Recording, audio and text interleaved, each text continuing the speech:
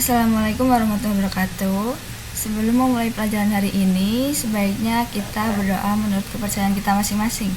Berdoa dipersilahkan. Berdoa selesai. Adik-adik, gimana nih kabarnya kalian hari ini? Semoga sehat selalu dan bersemangat dalam menuntut ilmu ya. Baik, langsung saja kita ke materi hari ini. Adik-adik udah tahu belum apa yang akan kita pelajari hari ini? Ya, hari ini kita akan mempelajari tentang resensi buku. Sebelumnya adik-adik udah tahu belum apa itu resensi buku? Baik, kakak akan menjelaskan tentang resensi buku. Kita akan belajar tentang pengertian resensi, ada struktur resensi buku, jenis resensi buku, unsur-unsur, fungsi, tujuan, dan manfaat.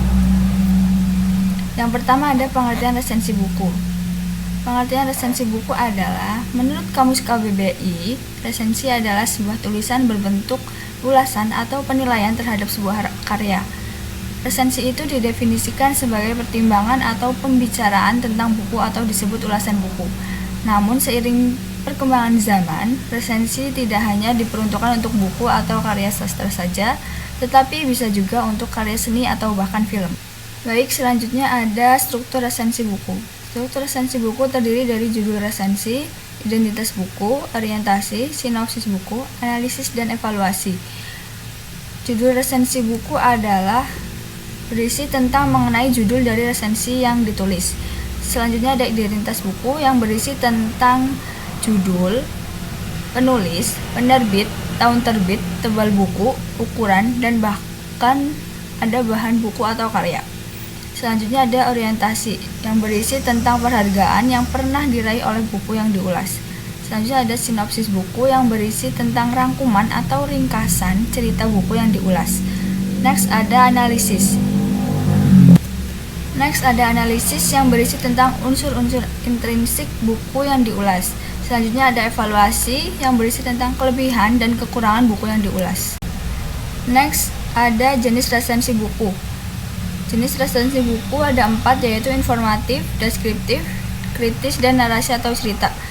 Resensi informatif berisi tentang ulasan yang berisi informasi mengenai buku yang diulas, biasanya berupa ringkasan atau rangkuman mengenai garis besar, inti atau pokok dari sebuah karya. Yang kedua ada resensi deskriptif, yaitu yang berisi tentang penilaian secara detail dari buku yang diulas. Biasanya berupa bahasan secara mendetail setiap bab atau bagiannya. Selanjutnya ada resensi kritis, yaitu resensi yang mengulas atau menilai secara kritis dan objektif terhadap buku yang diulas. Selanjutnya ada resensi narasi atau cerita yang berisi tentang paragraf-paragraf atau berbentuk narasi atau cerita. Selanjutnya ada unsur resensi buku. Yang pertama ada judul dari resensi yang pastinya harus berhubungan dengan judul buku yang diulas dan juga menarik perhatian untuk dibaca. Yang kedua ada identitas atau data buku, yaitu menyebutkan judul buku yang kita ulas, selain itu data atau identitas karya. Selanjutnya ada isi resensi, berisi sinopsis singkat, ulasan dan penilaian penulis mengenai keseluruhan buku termasuk memaparkan kelebihan dan kekurangan karya tersebut. Yang keempat yaitu penutup dan kesimpulan. Di bagian penutup biasanya berisi mengenai kenapa dan untuk siapa buku itu ditujukan. Next ada fungsi resensi buku. Yang pertama, fungsi informatif, menginformasikan atau mengenalkan sebuah buku kepada masyarakat. Yang kedua, ada fungsi komersial, yaitu jika memang sebuah buku atau karya yang memang memiliki kualitas yang bagus atau dapat memenuhi kebutuhan orang yang membaca atau menontonnya, maka resensi dapat juga berpotensi untuk mempromosikannya kepada masyarakat. Yang ketiga, ada fungsi akademik, yaitu berbagai pengalaman dan sudut pandang mengenai sebuah topik yang dipaparkan dalam resensi juga bisa berfungsi untuk mengungkapkan ilmu pengetahuan. Selanjutnya ada tujuan resensi buku. Yang pertama, memberikan informasi yang mendetail mengenai sebuah buku. Yang kedua, ada memberi pemahaman dan informasi yang luas dan lengkap atau komprehensif terhadap buku yang diulas berdasarkan perspektif penulis resensi. Yang ketiga, ada memberi pertimbangan melalui memaparkan kelebihan dan kekurangan buku. Selanjutnya ada memberikan gambaran mengenai pendapat penulis resensi berdasarkan pertimbangan dan penilaian. Selanjutnya ada mengajak orang lain yang membaca resensi penulis untuk merenungkan, berpikir, serta mendiskusikan lebih jauh mengenai berbagai aspek pada karya yang diulas. Selanjutnya ada manfaat resensi buku. Yang pertama, menjadi bahan pertimbangan, yaitu melalui ulasan yang telah diberikan baik dari pemaparan kelebihan dan kekurangan dari sebuah buku. Yang kedua ada nilai ekonomis. Menulis resensi dapat membuahkan hasil dengan mendapat imbalan dan mendapatkan berbagai buku gratis untuk diulas apabila resensi tersebut diulas di berbagai media. Dan selanjutnya ada sarana promosi sebuah karya. Resensi secara tidak langsung memperkenalkan sebuah karya kepada orang lain, sehingga resensi juga bermanfaat sebagai sarana promosi agar lebih banyak orang yang mengenal sebuah karya. Selanjutnya ada mengembangkan kreativitas. Menulis atau mengulas sebuah buku tentunya akan melatih penulis resensi memiliki wawasan yang lebih luas dan juga terbiasa melihat berbagai perspektif, sehingga kreativitas dalam menulis pun juga akan berkembang.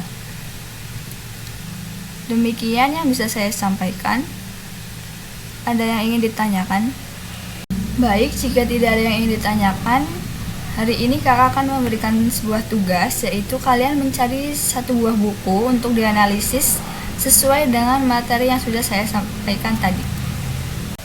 Jika ada yang ingin ditanyakan baik mengenai materi ataupun penugasan, kalian bisa bertanya melalui kolom chat atau melalui WA group. Baik, kesimpulan dari materi resensi buku yaitu resensi adalah sebuah tulisan berbentuk ulasan atau penilaian terhadap sebuah karya yang bertujuan untuk memberikan info bagi pembacanya. Tidak terasa kita sudah sampai di penghujung pelajaran. Sebelum saya akhiri, saya ingatkan kembali untuk mengerjakan tugas yang sudah saya berikan dan untuk lebih giat lagi dalam belajar baik di sekolah maupun di rumah. Untuk pertemuan berikutnya, kita akan melihat hasil dari tugas yang sudah saya berikan. Kita akhiri pelajaran hari ini dengan berdoa menurut kepercayaan kita masing-masing. Berdoa dipersilahkan. Berdoa selesai.